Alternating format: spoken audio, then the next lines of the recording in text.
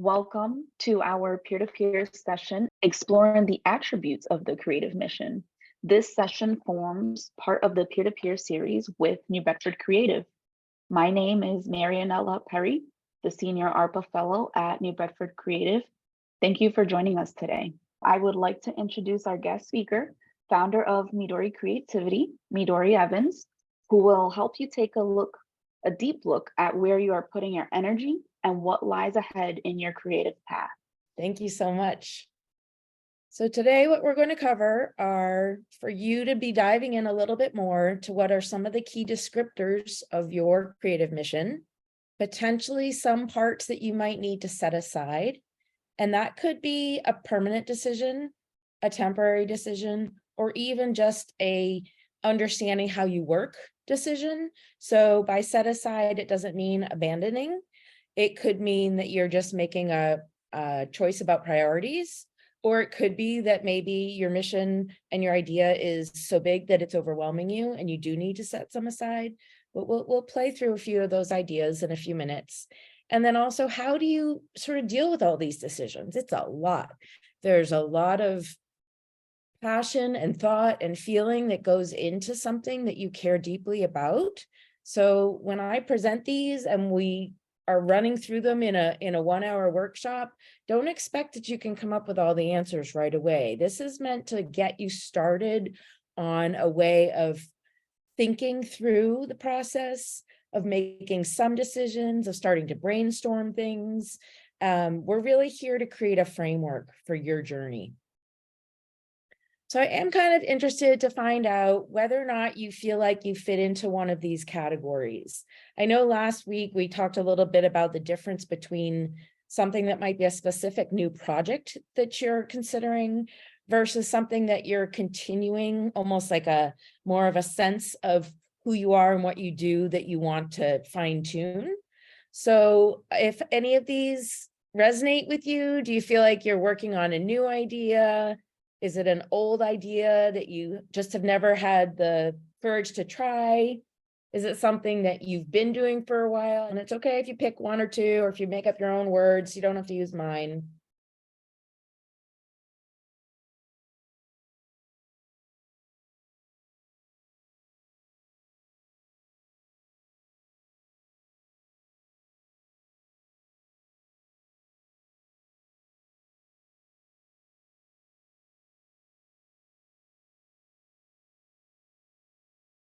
And again, if I'm saying something that you feel like doesn't completely fit into your category, don't be afraid to just ask me about it, or remember that this is lots of different people coming from different approaches. And so maybe it's just yours doesn't fit perfectly. I just wanted to acknowledge that because it came up last week. So in terms of what you just put into the chat, this is just a little bit more. And what I want you to do is grab your piece of paper, and I'm just going to give you 5 minutes. Have you thought about this project before? Have you thought about this idea before? So obviously everyone's saying it's further steps on a current path. Yes. Okay. So it's pretty easy to answer the first question. Have you actually started it? And what did that look like?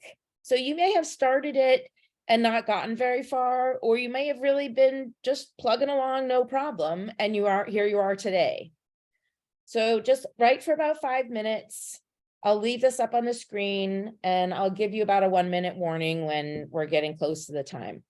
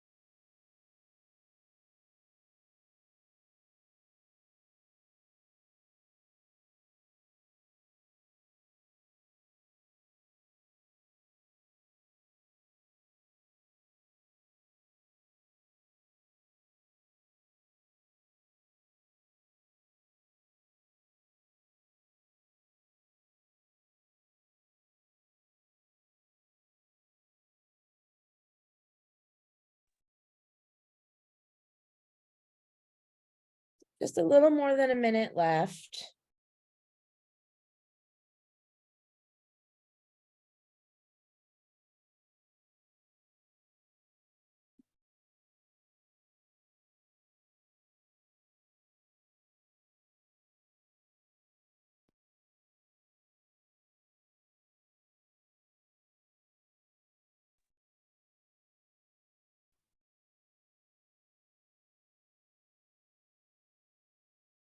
I'm going to go ahead on to the next screen. If you're still just scribbling a few things, that's fine.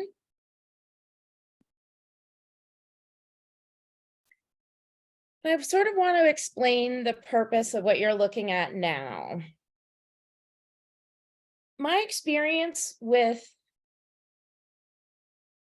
something as broad as any kind of mission, and then when you add in that it's this creative, unique thing, it's really connected to who you are as a person, that sometimes if you can carry with you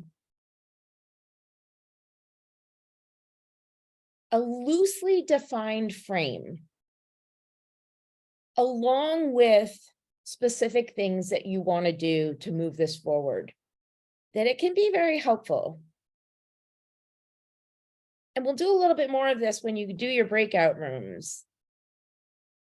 When you look at what's currently up on the screen, all I want you to do is see if something's resonating, maybe not even connecting to your creative mission. What are you drawn to when you look at this? Can you envision yourself somewhere? Is there something where you love it, you don't get to do it enough? Does one of the images make you feel at home? And I don't mean necessarily the home one. Just something that reminds you of how you connect to the world. And obviously these are my pictures. You might be choosing a different image if you were creating this slide. But I know for me, I love the energy of cities, but I thrive when I'm in the country. So it's a reminder to me, okay, I need to take an occasional break, get into the city, get some of that energy, feed that tiny part of myself, but to do my real work, I need the ocean or I need walks out in the countryside. So it might be something like that that you're responding to here. You'll notice that these are also backwards. And I did that on purpose. I don't want you to get too hung up on answering these too literally. This is again meant to help you build a framework that can sustain you for a long period of time. Because there's a gazillion resources out there, right? I don't know what exact projects you guys are trying to work on, but if there's some specific need you have, the likelihood is that you can find it out there. You know, you do your Google search, you find that software program or whatever it is. But questions like this, having a framework that connects you to who you are on a really deep level, those are harder to sustain. So I want you to use those images we were just looking at, this general idea of a framework, for you to be able to answer, what are you doing? What does it mean when you say, I'm working on my creative mission? Or where are you? And you might answer that by saying, I'm sitting in a coffee shop working on my novel. Or it might be, I'm moving closer to the countryside so I can sustain myself as I write my novel. Okay, there's lots and lots of answers to this. So now that I've presented them, do people have questions? This is the time I was mentioning at the beginning where if you're still got something lingering from last week, if there's something that you're feeling like isn't completely gelling, we can have a conversation now for a few minutes if we need to before we go into breakout rooms. Perhaps you could recap what we were doing last week. So really, it's just about what brought you to this workshop to begin with. So why did you feel like it was the right time for you to go to a workshop about exploring your creative mission? Where are you in that process? Has it moved from an idea to an intention? And if not, how would you make that happen?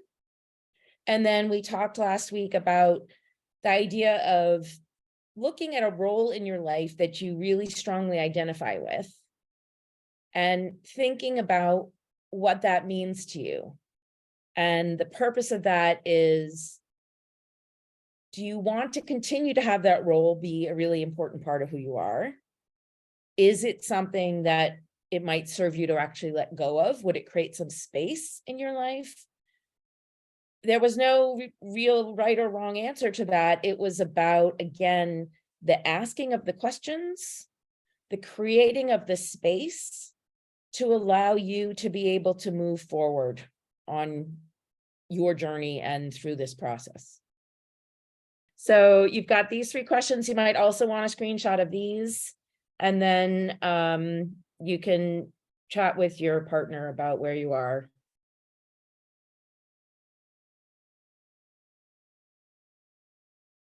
Okay, have we got everybody back? Great. So the second part of our workshop today is really about how to cope when it's hard to stay connected to your mission, how to keep moving forward with it when you get overwhelmed, whether or not there's parts that you want to set aside temporarily. And I found that this concept is one of the best ways to think about that struggle between what you can envision, what you're dreaming of, and then the reality of life. So it's always easier to have an idea than it is to implement it. That doesn't mean you can't do it, right? But it does mean that you need a toolbox full of strategies to keep you moving. And I don't mean moving necessarily in terms of taking action steps all the time. I just mean moving in the sense of not falling into a rut, not falling into that place where you are convinced that you can't do it. Anything that lets you remember that you're building something that's going to require massive amounts of your time and your caring and your energy. And that's hard work. So I wanted to see if people want to put into chat or just, take yourself off of mute and speak up about things that can keep you connected to that framework we were talking about, keep you connected to an environment that makes you feel positive. What sorts of strategies can you use to be able to do the steps that are important to you? I had a couple of ideas. One of them is just being patient with your expectations. I tend to expect an enormous amount from myself. And when I finally got to a stage of my life where I could let go of something not getting done, sometimes for a few weeks, okay, I know it's going to come back around again. That's the part that you want to remember. How is it okay to just set it down for a bit and trust that it will come back? Does anybody else have other ideas that have helped them kind of cope with the inevitable problems that show up when you're trying to do something that you care about? Yes, pacing yourself. Over, in my case, I started thinking about what I wanted to do when I was 15 and started doing little things toward that, like learning how to type, learning how to, write, etc., and so on, so that and then taking on projects to do those things that would add up to a body of skills by the time I was able to retire and really work at doing art itself. So thinking the long game as opposed to the short game and or expecting immediate return on investment. I think that's kind of a follow-up to what you're saying. Yep. Yeah, definitely. You got somebody who put something in the chat. Ooh, that sounds interesting, Helen. Did you want to tell us a little bit about it? Not to put you on the spot or anything, but No problem. Especially like creativity school, because she's a creative coach, and she has a lot of good podcasts that is really inspiring. And I don't hear that a lot in the mainstream. Mhm. or looking for something that inspires you and nourishes you. So I feel that those two podcasts I would recommend. Yeah, that's awesome. That's the stuff I love. Great. Thank you. Anybody else have other ideas? So Nicholas, I know that you get your writing done in certain environments. I'm putting you on the spot. I once a month take time out of my day to go bother Midori and traumatize a group of adults where we sit together and we do writing groups, and then I share my writing and I get ideas. And I've been trying to take part in more of that. My work, if it gets caught in an echo chamber, it gets stunted so fast. And so I'm constantly needing review and revision. I'm codependent, but for artistry. That's not a bad thing. We need each other. And there's nothing at all wrong with acknowledging that, right? I mean, sometimes this country is just a little bit too focused on all of us being too independent. And we think that somehow we're failing when we're not doing it perfectly, when all by ourselves. We're meant to rely on each other. And especially creatives, we need to talk with each other. We need to share. So it's a good thing. A couple of other things that I've written down. One is having a mantra that helps you. And it can just be something that you repeat to yourself when you're having a tough time. I use that when I realize that it's been 3 weeks and I haven't worked on something that I really, really care about. And it's only because all of these other little details, that metaphysical stuff, right? The energy draining stuff has been there for a while. And I just, short, sweet little mantras that just remind me that the work that I care about, it'll come back and we'll have time to do it.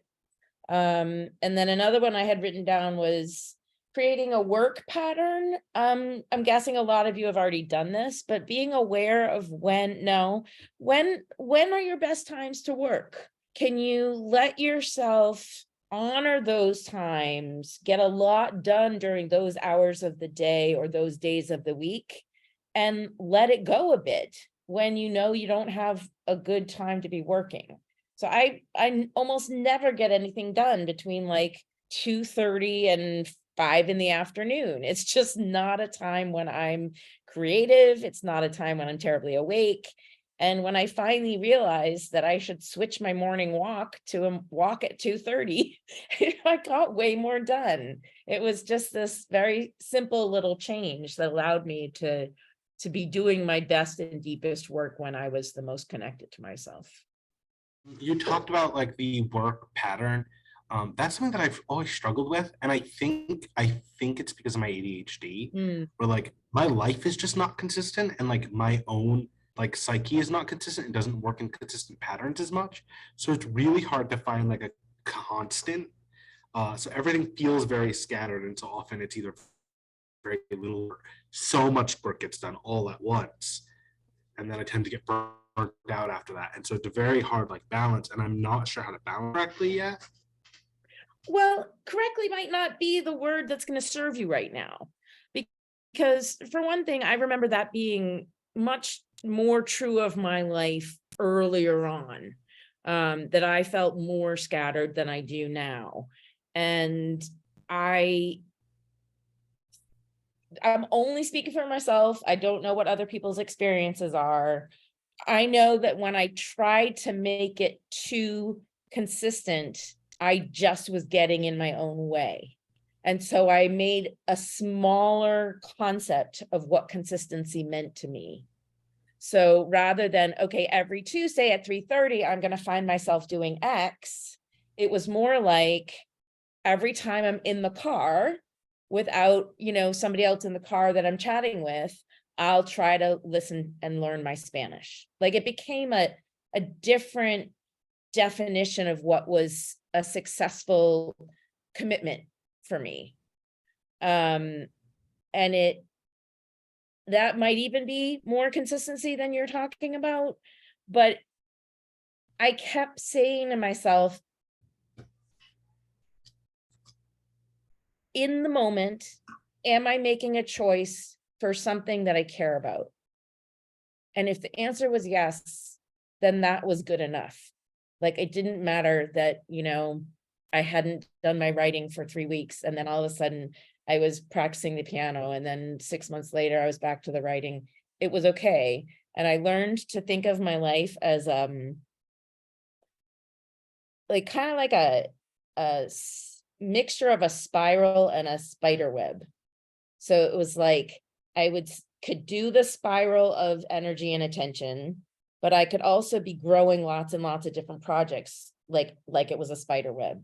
And I kind of made peace with a little bit of how scattered I often felt. Midori, that's such a nice way to describe that. You're like making organized chaos work. That's what it sounds like. Yes, yeah, that's exactly it. I wanted to share, since you mentioned like maybe a different way to provide consistency. I don't do this every day. I'd like to, but I don't. What I do is I keep a morning and evening reflection journal. I don't know if you can see it, but it's just short, little lines to describe things happening throughout your day. And I keep it where I frequently do my work at my desk. So I leave it on my desk and I open it to the next blank page. And on the days that, before the kids wake up, I'll write in there really quick, morning, I'm grateful for this. My goals are for that. My goals today are this. And then also it has a little thing on here that says, what is not that important for today? What can I, if I want to get it done, but I can't, can I do it tomorrow, And the same for the evening reflection when I'm wrapping up for the night and I have all these things in my head that I probably can't sleep without putting it down on paper. Notes for tomorrow, thoughts to clear my mind. So it's not every day that I do it, but on the days that it's a lot going on, there's just too much going on, I find myself writing in a portion of the notebook, of the little journal. But this provides a weekly consistency for me, not a daily one, but a couple times a week I'm doing this. Maybe that helps others. Yeah, it helps. It helps me. I have journals on my journals.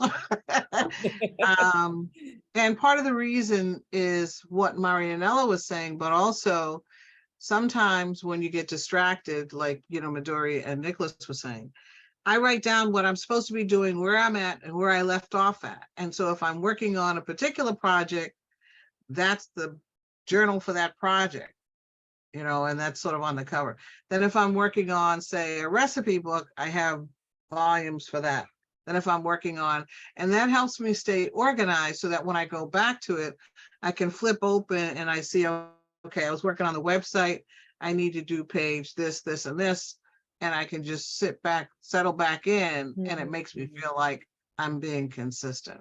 The other thing is having a consistent time, what Midori was saying, every day. Nowadays, I feel privileged because I'm able to just, come down and, have my morning routine, but I'm on the computer working on my writing at a specific time every morning. And I'm learning, and it's taken me years to learn this, not to let anything distract me from at least between 2 and 4 hours. And I also know that I can't get anything done in 1 hour. In 1 hour, I figure out, okay, that's what I'm supposed to be doing. The second hour, I actually might start to launch things. And then by the third hour, I start getting a little bit creative. And by the fourth hour, I've actually come up with something. So figuring out how long it takes you to sort of work your pattern, whatever that pattern is, so I know I need at least 4 hours to get something done. Otherwise, I'm just shuffling the papers around or moving the journals around, and I'm not actually making any contribution to what I consider the important part of the work. And the last thing, which goes back to the beginning, I didn't hear the opening because I just got, is I sort of have a mission of what I want my life to look like and what I want my work to reflect as part of who I am. And I'm now, so I've done as much of that, and I have no complaints, over the past, but what I can use to control my future is sort of in the mission, because I know I have limited times in the day. The days seem to be going by very fast. And I have a way that I want to spend my retirement years, and I haven't quite figured that out, but I'm sort of working towards making that, I'm responsible for my quality of life, I believe. And so I want part of the goals and dreams that I've set for myself to be in that quality of life. And so being responsible to that mission is the important part. So keep coming back to it, you know, even for a few minutes. Yep. And part of that is the growth that you're talking about, learning a language. For me, it's learning to cook, you know, spending some time sewing or doing a little bit of traveling. But that's a whole life, but it also gets included in your creative, Yes. as a whole multidimensional person. Right. Yeah. And exactly. I'm just noticing that the time, we're very close to finishing today, but yes, and people interpret a creative mission in different ways. And last week we were talking, I mentioned this at the beginning, but we were talking about the difference between having a specific project that you're trying to launch versus something that is more sort of interwoven in your life. Okay, are there any last quick comments or questions? I'm going to share screen again and just review what we're going to do in week 3, which is not next week. So you have 2 weeks before we have our 3rd session. All right, hold on one second. So one thing I want you to think about as you ponder for the next couple of weeks are what practice will keep you connected. So what's a creative practice that you know makes you feel alive and vibrant, and start brainstorming ways that can be integrated into other work that you're trying to do, or maybe that is your work.